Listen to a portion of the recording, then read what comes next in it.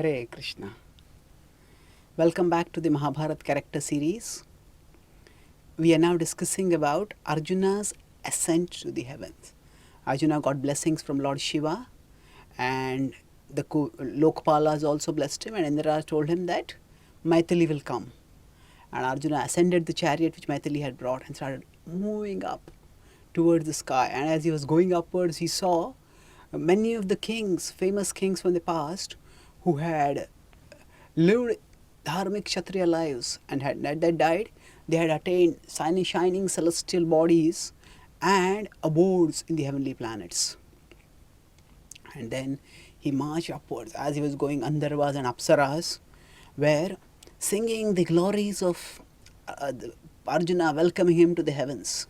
And then as he entered into the heavens, he saw Amravati. It was a splendorous abode with such prosperity of the likes which had never been seen by human eyes, and magnificent palaces with jewels and lapis lazuli and other kinds of precious stones laid everywhere.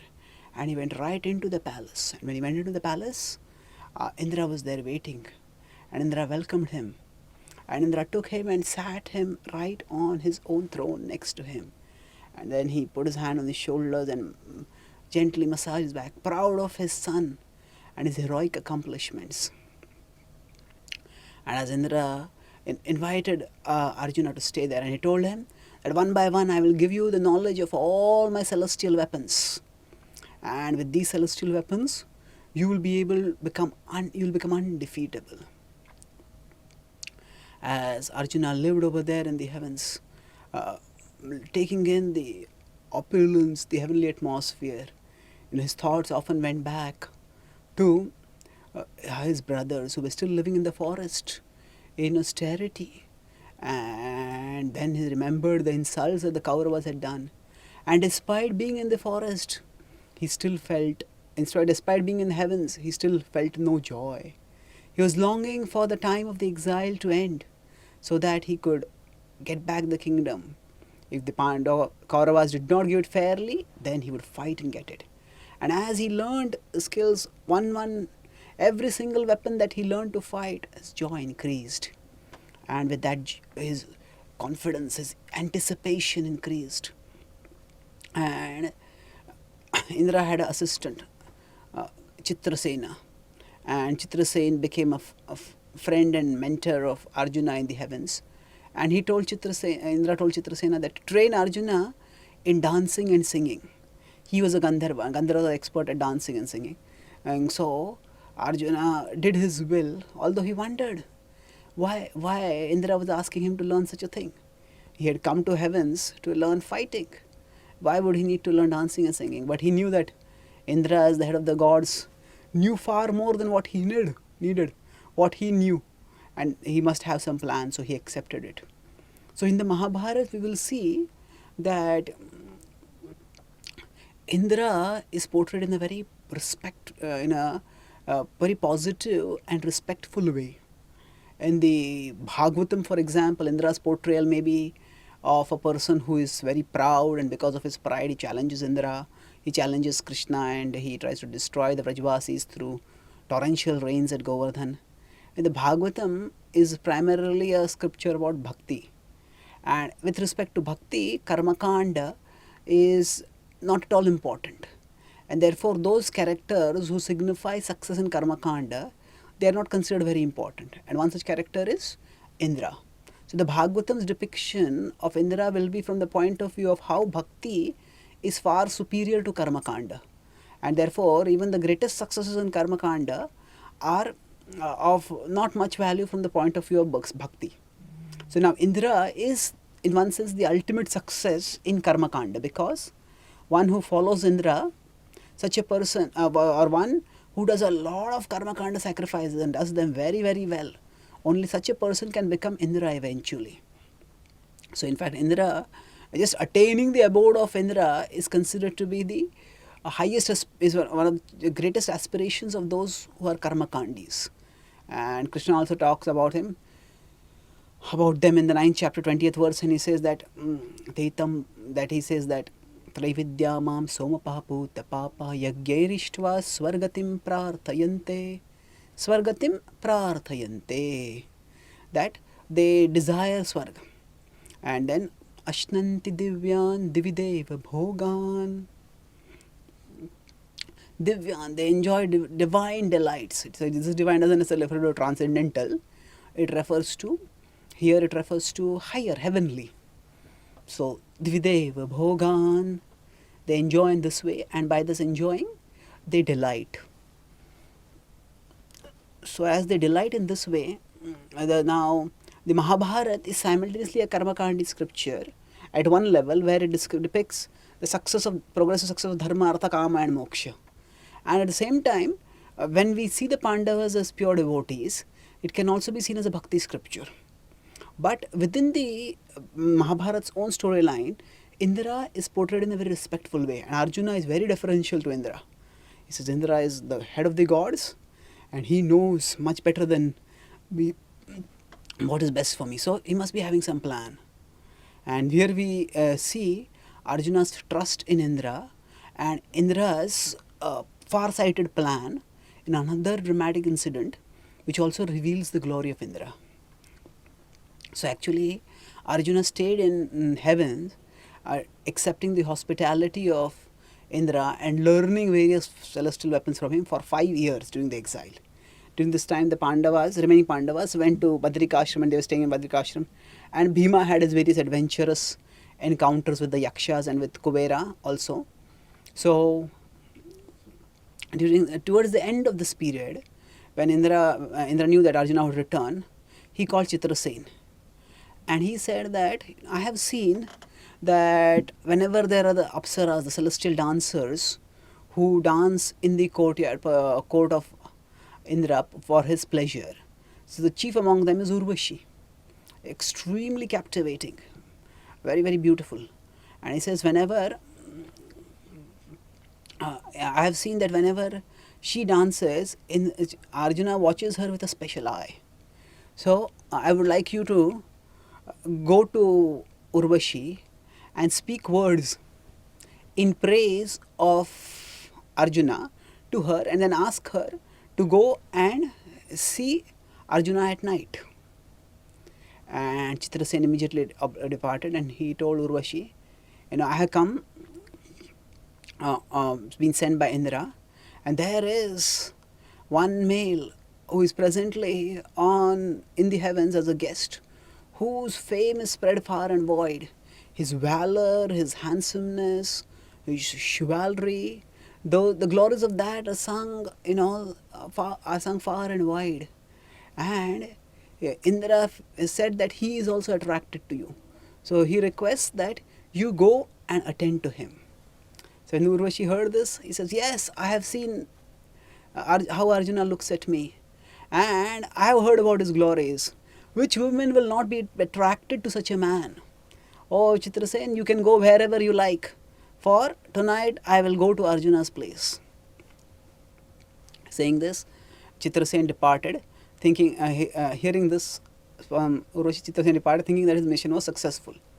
And that night, Urvashi bathed herself and decorated herself with garlands and ornaments and perfumes, and then dressed herself in diaphanous clothes, in which her beauty was partially concealed and partially revealed in a way that would take away the minds even of the rishis. And as she went through the various celestial roadways from her own residence to the place where Arjuna was living, her beauty seemed to surpass the beauty of the moon in the sky, and she had the capacity to drive even the most austere people crazy just by her captivating beauty. So she went and knocked at Arjuna's chambers, and Arjuna himself came out, and he saw that Urvashi had come. He was anxious, and he immediately invited her in, and he asked her, "Oh celestial lady, what can I do for you?" He saw her, and he saw the way she was dressed, and immediately he turned his eyes away out of modesty, closing them. And he said that, "Oh lady, whatever you tell me, I will do. I am your servant." Urvashi was delighted. She thought that my mission is already successful. He said that, ever since I saw you, my heart has been captivated by Cupid with a desire for you. And Indra has told me that you have also been looking at me, and I have noticed that also. So Indra has asked me to come and attend to you. So please relieve me of the longing of Cupid and unite with me. Arjuna became grave. He says, "Oh no," he says, "you are like a mother to me. I cannot even conceive of such a thing." So Urvashi became annoyed. And she said that, "How can you speak such a thing to me?" He says, "Do not be such a prude. Actually, you are attracted to me. Why are you denying this? Even Indra has seen, even your father has seen how you look at me, and that's why he has sent me here." So Arjuna, he remained grave and he said that, "Actually, yes, I did see you in a special way, but you misunderstand the specialness." He said, "Long ago, I know my ancestor Pururava was attracted to you, and your beauty charmed him so much that he was completely lost in affection for you.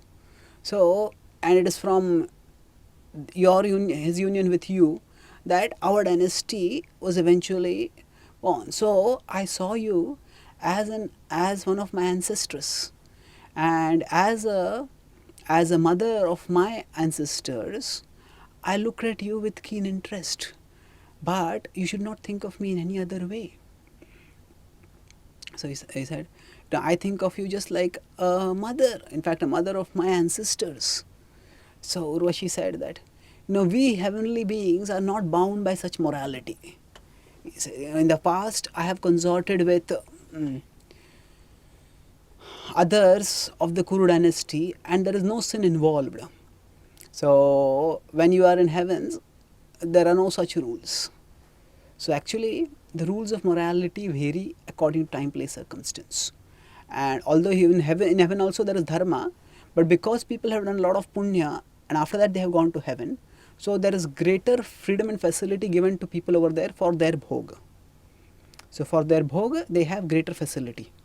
And one of those greater facilities is the facility to have relationships with beyond what are allowed or sanctioned according to dharma on earth. So that's just punya gives a phala of having greater bhoga. So there are limits, but the limits are much broader. So Arjuna said, "Oh no, gentle one," he said that, "I have looked at you as a mother, and that is how I will always look at you. Please, as you protect your own son, please protect me. Indeed, as I see Kunti or Madri or Shachi as a mother, so I do see you." And he became firm and he said, "Hear this as I speak this clearly, and let the walls also hear this, that there is no other way I can see you, and I seek your protection as a son seeks the protection of his mother." When Arjuna spoke so firmly, Urvashi became wild with anger. There is a saying by English playwright. He says that, "Hell hath no fury like a woman scorned." So that means that a woman who feels that she has been rejected by a man, for a woman to offer herself is itself a difficult thing for a woman to do. And when she does that, and then when a man rejects her advances, then it is extremely demeaning. For a woman feels extremely demeaned, humiliated, and she becomes enraged and she wants to take revenge for that mortification. So normally women feel that men should woo them to attract them so that they can have a relationship with them, and that is the normal way of the world. But if a woman who offers herself and then is not accepted, and that is intolerable often for the woman. So now it is not only hell hath no fury like a woman scorned, but even in this case, heaven had no fury like a woman scorned. So Urvashi became angry and she said, "Oh Arjuna, you are behaving in an extremely unmanly way. Even no man should reject a woman who is come to him in need. And Indian Kshatriya should not do that. And I have come not just because of my desire, uh, but also on the instruction of your father. And because you are refusing me and you are acting in this unmanly way, I curse you that you will lose your manliness. You will become a eunuch and you will have to live among women as a dancer who without your manliness, without. So saying this, she turned and walked away in a huff. Now Arjuna was shocked. In one sense, for a man to lose his manhood is among the worst nightmares. Now, many people, if they become in any way sexually impotent, they can go to any extremes to try to regain their potency. Somehow, they either take some medicines, do some surgeries, and so many things people try to do. So, Arjuna, it may seem that he had acted according to principles, and it was such a difficult thing to do. And not just any woman, but the most beautiful Apsara in heavens offers herself, and to say no for the cause of dharma, one would expect that one will be rewarded for such an act of sense control. But far from being rewarded, Arjuna is punished, and punished in the most mortifying way. So when this happened, Arjuna started thinking gravely, and he thought, surely Indra must have known about this. And yet he allowed this to happen. There must be some plan behind it. So Arjuna quickly went to Chitrasen and he told him all that had happened. And Chitrasen went to Indra and conveyed everything. And Indra summoned Arjuna. When Arjuna came there, Arjuna said that, indeed, he says, your mother, Kunti, is in full and always proud to have a son like you, who never deviates from the path of dharma. Indeed, your sense control, O Arjuna, is greater than that even of the great rishis. What you have done today is extremely difficult to achieve for anyone. And now Arjuna, he did not want to hear all this glorification. He was more concerned about the curse that had come about. So seeing his anxiety, Indra said that, do not worry, O Partha. Whatever has happened is for your good. And the curse that Urvashi has given, that will be temporary. And towards the end of your exile, in the last 1 year, you have to stay as a incognito. And for you who have been a world-defeating, world champion archer, it would be very difficult for you to stay unrecognized. Therefore, this curse of Urvashi will act as your concealing device. So your arrangement for concealing your identity will be through this, facilitated by this curse. So you will act as a eunuch and you will serve the daughter of King Virat as a dance teacher and live without your manliness for 1 year. And at the end of the year, when you come out of the Agyatvas, your manhood will appear once again. So do not be in anxiety. And Krishna and Indra told Arjuna, actually the feat that you have accomplished is extraordinary. And you should be proud of it, not disturbed by it, not ashamed of it. And he says, now it is time for you to return back to the earth. And he called Maithili and he told Maithili to take Arjuna back. But he told Arjuna that, Arjuna asked actually before that. He says, can I do something for you? I have learned so many celestial weapons from you and you are my guru. So I would like to offer some Guru Dakshina to you. Please tell me what Guru Dakshina can I offer to you. So when Arjuna spoke thus, Indra said, yes, there are certain demons, the Nivat Kavachas, who are actually troubling us for a very, very long time. And O Arjuna, no one but you can defeat them. So please go forth with Maithili, will go with you, and this will be an opportunity for you to use to your fullest extent the military skills that you have learned. And with these military skills, and you exhibit to do the work of the gods and kill the Nivat Kavachas, then by that you will have repaid in full the debt that you owe to me as your teacher. So Arjuna immediately bowed down before Indra, and uh, grateful that he would have this opportunity to do this service, he departed. His mind, which had been in anxiety since the incident with Urvashi, became calm with the reassurance of Indra. So the battle with the Nivatka, which is also one of the stupendous battles in the Mahabharata. But before that, let's look back at Arjuna's stay in heaven. At one, the Kshatriya morality may seem a little confusing for people if you say that Kshatriya can marry many women, can have polygamous relationships, is not meant to refuse a woman when she asks for shelter. This might seem to be a very convenient arrangement for enjoyment, but there is responsibility within it. And Arjuna, he had many wives, and we discussed how he Draupadi, then Subhadra, then Ulupi, then Chitrangada. So he had many wives, but although he had many wives, all those wives were taken within the principles of dharma, and he provided for all of them also adequately, whatever is expected to do. So he took a decision based on his understanding of dharma that Urvashi was not someone he could unite with, and despite all temptations, he stood by those principles. He did not weaken his resolve just because of some temptation or just because of some justification, rationalization, which was actually offered by Urvashi to give in to that temptation. So Arjuna was not only a great hero in terms of fighting the outer war against enemies, but he also was also a great hero in terms of fighting against the inner war within.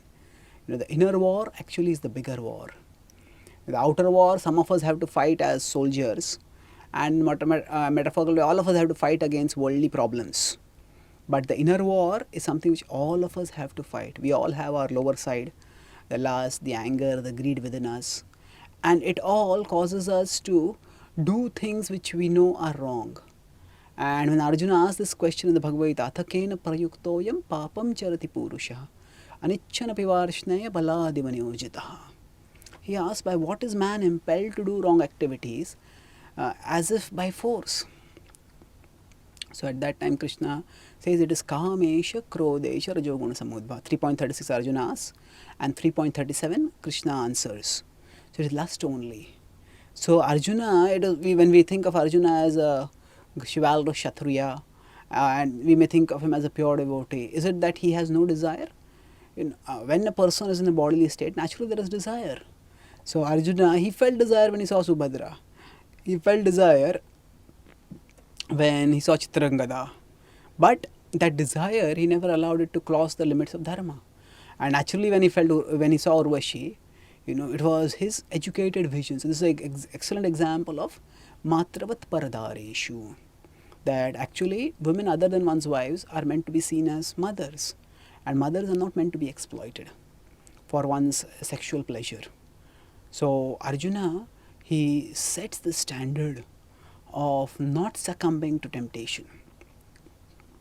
And because of not succumbing to temptation, he develops great power. So sometimes it may appear to us that because sometimes when we resist temptations, and we may expect that we will be rewarded, but to the contrary, because of resisting temptations we get into trouble. But actually we should know that in the long run things will work out to be better for us. We may be working in a company somewhere where everybody drinks, everybody does wrong activities, and somebody who doesn't join in those activities, that person may be called as a prude, a person who's too stuffy to socialize with, and we may feel that I'll become isolated by this. But actually many people who indulge in drinks or indulge in other activities, they know that through these they're wasting their time, they're wasting their life, but somehow when the desire comes, they're not able to say no. They may portray externally as if, oh, we are enjoying this and we are choosing to enjoy our life this way. But internally, repeated enjoyment, especially unrestricted enjoyment, which is not governed by the principles of dharma, that chips away at the meaningfulness of life. Just enjoyment, enjoyment, enjoyment. When enjoyment becomes the purpose of life, life becomes purposeless. When enjoyment becomes the purpose of life, it becomes the sole purpose of life. And by enjoyment, I mean material enjoyment. Then life eventually becomes purposeless. A person thinks, I'll take one drink, I'll take second drink, I'll take third drink, or somebody says, I'll watch TV. The person says, there's so many enjoyable programs, I'll watch TV for the rest of my life. The person will become bored with it. So the enjoyment as the purpose of life will make life purposeless. So, but still the enjoyment keeps pulling a person and dragging the person down. Now, we can see this at a very gross way in somebody who becomes alcoholic or a drug addict, somebody for whom the attachment to pleasure becomes an addiction. And such a person just can't break free from it. And then we can see that how a person is wasting time, wasting money, and destroying the health and wasting the life actually. You can see how life is becoming purposeless. But that happens at some level with others also. So that's why there is a regulation of dharma. And enjoyment is not denied in the Vedic culture. Dharma, artha, kama, moksha. All four are important. And kama is also given its due place. But kama has to be regulated according to dharma. And Arjuna exhibits through his example how the regulation should be there. And so even in a society where if we have to refuse someone because of our principles, and that person becomes angry and that person has the power to harm us, but still if we stay according to our principles, eventually things will work out well for us. Just as initially when Urvashi cursed Arjuna would have felt it was a reversal. But then eventually that reversal worked out to be a benediction for him, which enabled him to stay incognito in the last year. So people, even if they call us names when we live according to principles, they will actually internally respect us. Respect us because they know this person is a person of principles, and this person lives in a way that we can't live. The pleasure drives are too strong in pulling us away. So they will respect us, and eventually they will, if we stay principle centered, they will follow us. So initially they may deride us, they may neglect us, but they will respect us and they will eventually follow us. So giving up principles for the sake of pleasure is the formula to a purposeless life. And giving up pleasure for the sake of principles is the pathway to a purposeful life. And Arjuna shows through his example how such a purposeful life is to be led. His purpose was to live according to dharma and to assist his brother Yudhishthir and in establishing a kingdom based on dharma for the glorification of Krishna. So how Arjuna continued in this illustrious course of life by serving Indra and ridding the universe of the Nivad Kavachas, we'll discuss in our next session. Thank you. Hare Krishna.